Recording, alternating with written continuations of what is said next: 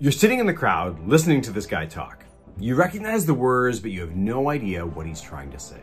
In the end, you just wonder if you wasted 30 minutes just trying to make sense of it all. I grew up hearing all sorts of words and phrases that I could repeat for you, but had no real idea what most of them meant. It seemed like this is just what we're supposed to do, like there were no other words that we could use to adequately describe whatever it was they were describing. I just went along with it thinking that this is just how it was supposed to be.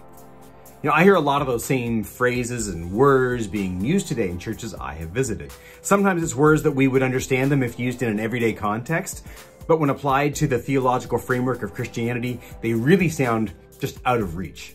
When I was a lead pastor of City Church in Warsaw, my rule for anyone who spoke words from the front was, if you use insider language, the language we're so accustomed to using, even though we barely understand it ourselves, then you must explain it in a way that a 12-year-old that didn't grow up in church could understand it.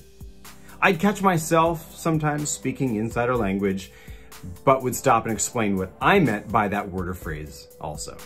A couple that come to mind are things like the word or the kingdom of God.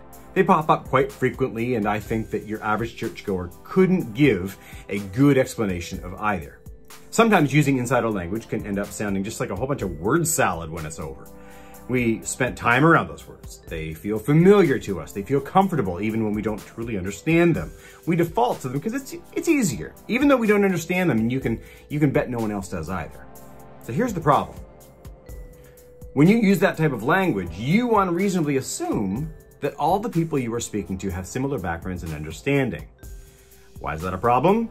Because even if you just consider those who grew up in church, what kind of church we grew up in, specific doctrines, beliefs, and cultural backgrounds are all filters that will differ and affect how we hear church language.